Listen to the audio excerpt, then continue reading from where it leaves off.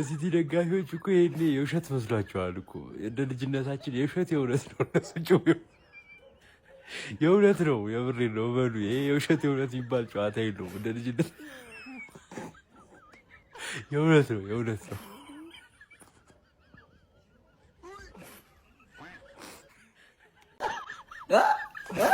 ሃንግማን እቺ ጠጋ ምን ለማሳየት እየሞከርሽ ነው? ማንን ለማስደንገጥ እየሞከርሽ ነው? ላሚን ያማል ማለት ነው ዛሬ ያሳየናል ብለን የጠበቅነውን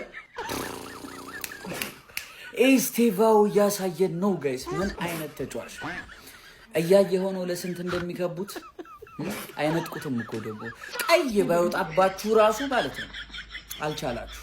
ግልጹ ነው የምነግራችሁ። ባርሳ ቀይ ባይወጣብሽ ራሱ አልቻልሽም።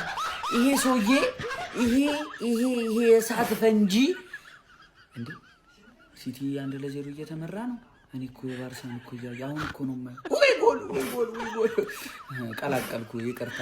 ለመድፈኞቹ አርሰናሎች ጠንካራ መልእክትን ያስተላለፉት ቼልሲዎች ያው በመድፋችሁ አይደለም የምትተማመኑት፣ መድፋችሁን ወልውላችሁ እሁድ ጠብቁኝ ብሏል ቼልሲ። ምን አይነት ቼልሲን የተመለከትነው እናንተ? የትኛውን ተጫዋች አንስቼ የትኛውን ተጫዋች ልተው? ኩኩሬላ፣ ካሴዶ፣ ኢንዞ ፈርናንዴዝ። ስለ ኤስቲቫኦ ለማውራት 1-2 ሰዓት 3 ሰዓት ያስፈልገኛል። የሚገርም ተጫዋች ባርሴሎና አይመስልም ራሱ ማለት ነው። ቀይ ስለወጣበት ምናምን እንዳይመስላችሁ ጨዋታውን ያላያችሁ ሰዎች ማለት ነው። ከመጀመሪያው ደቂቃ አንስቶ እስከ ከመጨረሻው ደቂቃ ድረስ ማለት ነው እንዳልነበር ነው ያደረጉት፣ እንዳልነበር ማለት ነው። የሚገርም ቼልሲ ነው ያየነው። ኧረ እኔ እሁድ አልደርስ ብሎኛል። ፋሚሊ ቼልሲ ከአርሰናል ምን አይነት ጨዋታ ነው የምንመለከተው? እንደተጠበቀው ሃንግማን ባርሰሎናን ጥጋ ሲያዘችው የባርሳ ደጋፊዎች ፔድሪ ስለሌለ ነው እንጂ ታሸንፉ ነበር። ማን ቀይ ብትል ምን ብትል ለውጥ የለውም ነበረ። እኔማ ላይናፑ እንዳየሁኝ ነው። በቃ የማሬስካን ላይናፕ ሳየው ወዲያውኑ ምን ማድረግ እንደፈለገ ባርሳን ለማሸነፍ ማድረግ የሚጠበቅበት ነገር ለማድረግ እንደወሰነ ያስታውቃል። በቃ ዊንገሮቹ ፍጥነት ኔቶን ክሮስ ታደርጋለህ ሮጦ እንዲደርስበት። በቃ ሃይላይን መርቻንት ስለሆነ ፍሊክ ሃይላይን መርቻንት ስለሆነ ዋጋ ታስከፍለዋል። ኖርምዬ ነው። ሃይላይን መርቻንቱን ኤክስፕሎይት ለማድረግ ትክክለኛ ስትራቴጂ ጋርናቾ፣ ኢስታቪዮ መሮጥ የሚችሉ ሰዎች፣ ፊት ለፊት አጥቂ ኔቶ። በቃ ላይናፑን ሳየው ኢስታቪዮ የምትባለው ልጅ ትንሽ ሰልፊሽ ነሽ እንጂ እንዴት አባሽ ነው የምትሲው ሁለተኛውን ጎል አይተዋል። ኩባሲን ጅል ነው ያደረገው። እንደ እድሜው ነው ትሪት ያደረገው። ኩባሲም ግን ይችላል ብቻውን። ሮናልዶ አላሆነ ሙድ ያዘባቸው ያድክም የሆነ ሰውዬ እንደዚህም ቀይ ወጥቶባቸው አሁንም ሃይላይን መርቻንት ናቸው። ይሄ ሰውዬ በቃ ይኸውልህ ስፓኒሽ ፖስት ኮግሉ፣ ጀርመን ፖስት ኮግሉ፣ የላሊጋው ፖስት ኮግሉ ነው። ገባ አይደል? ፖስት ድሉሉ እንደምንለው ሃንሲ ፍሊክ ሃይላይን መርቻንት ነው። አሁን ጸጥ በይ በቃ። ሃንግማንን እኔ በቀልሻለሁ የሚመለከትሽ ከሆነ ነው። የባርሳ ደጋፊ ሆናችሁ እና የአርሴ ደጋፊ ሆናችሁ አታስቡ። አርስዬ ይበቀልላችኋል። እሁድ ለታ አርስዬ ይበቀልላችኋል። በሜዳሽ ባርሰሎናን ገጠምሽ፣ በሜዳሽ መድፈኛውን ስታስተናግጂ ለውጡን ታይዋለሽ። በእርግጠኝነት ነው የምልሽ። እስከ እሁድ ድረስ ፈንጥዥ ያራድዬ ልጅ።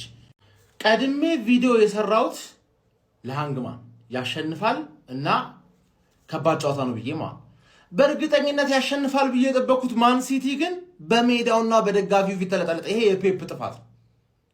ምን አባ ያረክ ነው ፔፕ? ፕሪሚየር ሊጉ ላይ ፎከስ ማድረግ ፈልገ እንዳይሆን ፕሪሚየር ሊጉ ላይ እዛም ኒውካስል ለጥልጦ ነው የመጣው። ቤንች ምናምን ነገር ሃላንድ ሮቦት አይደል?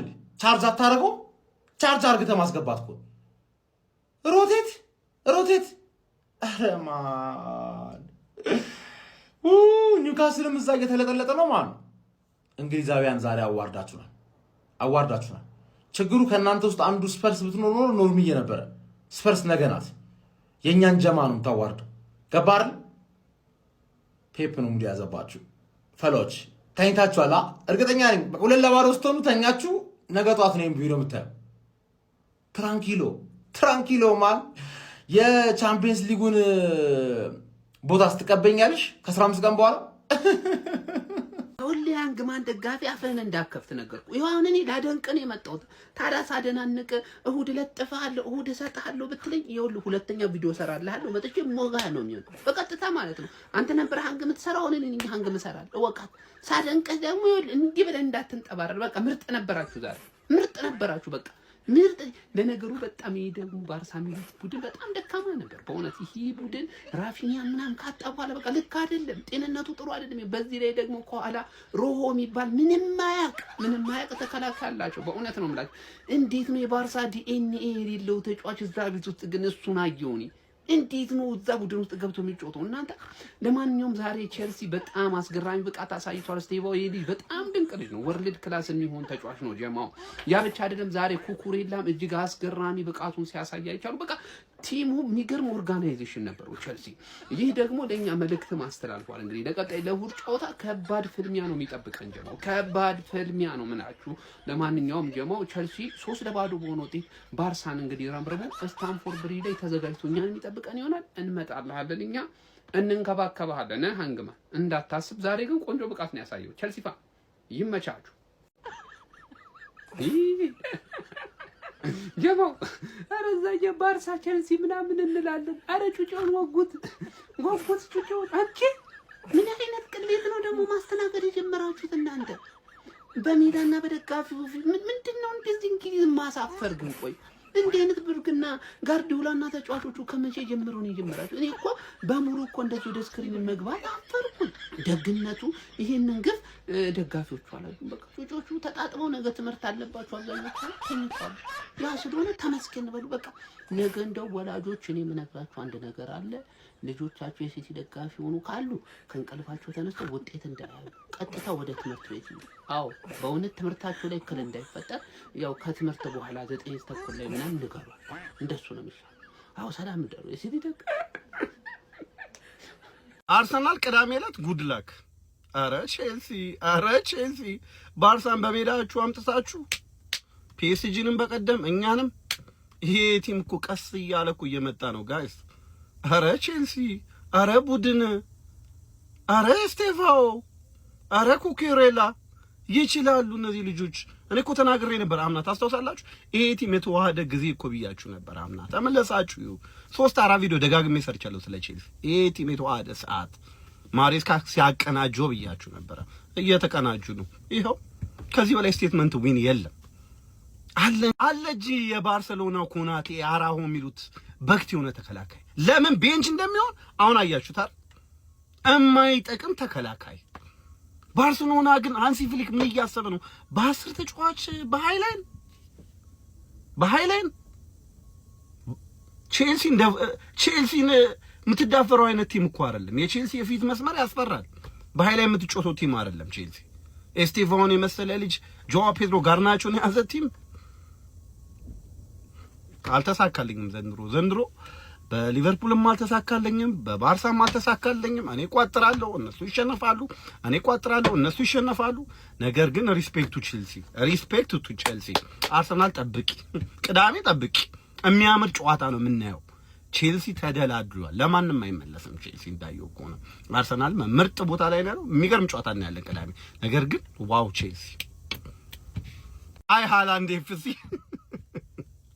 ይሄ ነገር ከኛ ጋር ፉክክር ነው ወይስ ካምና የተዋረደው በሽታሽ ነው? አይፈለው። ሃላንድ ካላገባ አታገቡም፣ በቃ አታሸንፉም ማለት። ትንሽ እኮ ስትመጪ ምናምን ነገር እኮ ሲቲዝን ተመለሰች ብዬ ነበር። እኔ ከእናንተ ጋር ችግር የለብኝም ታውቃላችሁ። ነገር ግን ሁኔታችሁ እያሳቀኝ ያለው እኛን ለማደናቀፍ ያደረጋችሁት ነገር ፕሪሚየር ሊግ ላይ ለዚህ ነው። በቃ በየሄድሽበት ለመለጠፍ ነው። እኛ ልናንሰራራ የነበረውን አስቶን ቪላን አሸንፈን ሪያል ማድሪድን አሸንፈን ልናንሰራራ የነበረውን ያደናቀፍሽን ለዚህ ነው ወይስ ከኛ ጋር ነው ፉክክራችሁ? ሃላንድ ይፈሲ በሊቨርኩሰን በተንኮታኮተ ቡድን ይሄ እኮ በኢፕስዊች ታውን መሸነፍ ማለት ነው። በሊቨርኩሰን መሸነፍ ማለት ሊቨርኩሰን ቁልፍ ተጫዋቾቹን ሸጦ ተዳክሞ ኤሪክ ቴን ሃግን ቀጥሮ ምናምን ስንት ቆዝት እኮ አይ ሃላንድ ይፈሲ ትመቹኛላችሁ ሲቲዝኖች፣ ግን የህፃን ልጅ ነገር አረጋችሁት እየሄዳችሁ። ሃላንድ ኤፍሲ ቺቺኒያ ኤፍሲ መልእክቱ ደርሶናል። ቼልሲዎች እናመሰግናለን። በጥንቃቄ ለመጫወት እንሞክራለን። እሑድ እንደዚህ መቀወጥ አያስፈልግም እንዴ! ልጆቹን ማሰቃየት ምንድነው? ገና ለገና ዛቻ እንዝታለን ብላችሁ ባርሳዎችን እንደዚህ ማስጨነቅ አይጠበቅባችሁም ነበር እንዴ! ስቲቫው እንዴ ኩኩሬላ ቢስሚላ ትችላላችሁ ማለት ጸዴ ቡድን ነው። ባርሳ ያው ዛሬ በጣም አሪፍ አልነበረም። ሃንሲ ፍሊክ ይዞ የገባው ማስተላለፍ ልክ አልነበረም። እኔ ብዙ ላሊጋ የምመለከት ሰው አይደለሁም ግን ባርሳ ይሄ እንዳልሆነ ግን አውቃለሁ። ላይክ በጣም ልክ ያልሆነ ነገር ይዞ ፌራን ቶሪስ ምንም ማትችል ሰው ነህ። የዛት ጎል ራሱ አህያ የወርቅ ሰው ነህ። አራውሆ አላቅልህም፣ የራስህ ጉዳይ። እኔ ምን አገባኝ። ብቻ እኔ በስፔን ሊግ አልቃጠልም። ግን በቃ ችላው አሸንፏል። እንኳን ደስ አላችሁ የቼልሲ ደጋፊዎች። እሑድ እንገናኛለን። ግን ምንፈራድ አይመስላችሁ። የሆኑ ጩጮዎችን አሰቃያችሁ የአስራ ምናምን ዓመት ልጆች አሰቃያችሁ ብለን ምንፈራ እንዳይመስላችሁ። እሑድ እንገናኛታለን። ግን ይመቻችሁ። አሁን ሲቲ ምን እሺ 2-0 ሰጡት። እኔ ጭራሽ አልቀየርኩትም። የቼልሲ ጨዋታ በጣም መስጦኝ ማለት ነው። ግን ሌቨርኩሰኖች ሰጡት አሉ እና ውጤት እያየሁኝ በጣም እየገረመኝ ነው። ሲቲ ምን እንደነካው አላውቅም እና ፕሪሚየር ሊጉ ላይ የሚፎካከረን አይመስለኝም። ቼልሲ አታስቸግሩም። በቃ እሑድ እንለፈውና በቃ ዋንጫውን ስጡን ለኛ። ኤኒዌይስ ደህና ደሩ። አሪፍ ጨዋታ ነው ያየነው። እውነት ቼልሲዎች ይመቻችሁ፣ በጣም ይመቻችሁ። ትችላላችሁ።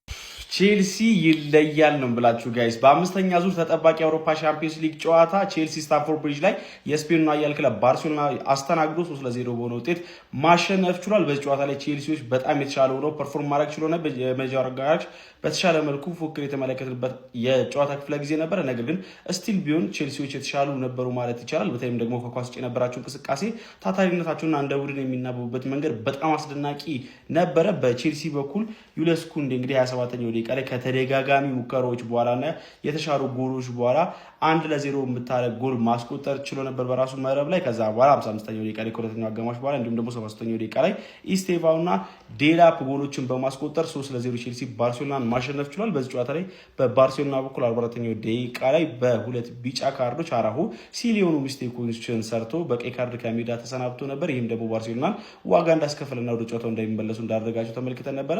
የኢንዞ ማሬስካው ቼልሲ ግን በዚህ ጨዋታ ላይ በጣም የሚገርም ፐርፎርማንስ ነበራቸው። ከኳስ ውጭ የነበራቸው ታታሪነት፣ ከኳስ ጋር ያላቸው ምርጥ ፐርፎርማንስ በጣም የሚደነቅ ነበረ። ካውንተር አታኮቻቸው፣ ትራንዚሽኖቻቸው በጣም የተሳለጡ ነበረ ማለት ይቻላል። ማርኮ ኩሬላ ሌላ ድንቅ ጊዜ ያሳለፈ የጨዋታው ድንቅ ተጫዋች ነበር። ኢስቴቫው ምን አይነት ስፔሻል ታለንት ነው ጋይስ! ሁሌ በቃ የቼልሲ ጨዋታ እንዳየው ተቀይሮም ቢገባ ወይም ደግሞ ቋሚ ቢሰለፍ የሚያስገርመኝ አይነት ተጫዋች ነው።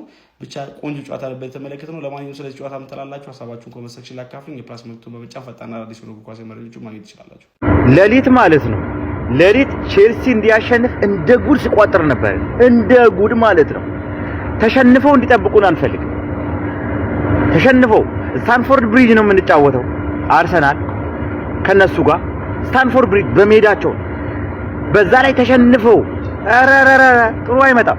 እንኳንም አሸነፋችሁልኝ፣ እንኳን አሸነፋችሁ ጥሩ ነው። በተከታታይ በርንሌንም እንኳን አሸነፋችሁ፣ ባርሳንም እንኳን አሸነፋችሁ። አሁን ልመጣ ነው። ዌልካም በሉኛ፣ ዌልካም በሉ፣ አቀባበል አድርጉልኝ። ቼልሲ ደጋፊዎች እንኳን አሸነፋችሁ ማለት ኮንግራ፣ ደስ ብሎኛል። እኔ አሁን ሰው አያምነኝም ጋይስ። አራሆ በቀይ ሊወጣ እንደሚችል ላይክ ታውቁኝ። እኔ ሰው አያምነኝም። አሁን ዝም ብዬ ግን ልንገራችሁ ብዬ ነው። በቃ እየታወቀኝ ኢሚዲየትሊ በቀይ ወጣ የሰውዬ። እግዚአብሔር እንደማታምኑኝ አውቃለሁ፣ ግን እስከ መቼ ባርሳ በዚህ ልጅ ዋጋ እንደሚከፍል አላውቅም። ኖርማል ጨዋታዎችም ላይ ኢንተለጀንስ ዜሮ የሆነ ልጅ ነው። ሁል ጊዜም ግን ወሳኝ ጨዋታ ላይ ባርሳ ከፒኤስጂ ባርሳ የወደቀው ካቻምና በዚህ ልጅ ጥፋት ምክንያት ነው።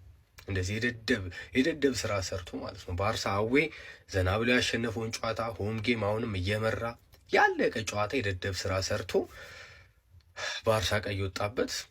ሁል ጊዜ በቃ ወሳኝ ጨዋታ ላይ እሱ በቀይ ይወጣል፣ ባርሳ ዋጋ ይከፍላል፣ ይጎዳል፣ ከጉዳት ተመልሶ ይመጣል። ወሳኝ ጨዋታ ላይ በቀይ ይወጣል። ኧረ በስመ አብ! የመጀመሪያው ጎል እንዴት እንደገባ ምናምን አይታችሁታል። የሆነ ኮሜዲ ፊልም ምናምን ማየን የመሰለኝ እግዚአብሔር፣ የሆነ ሲትኮም ምናምን። ኧረ በስመ አብ!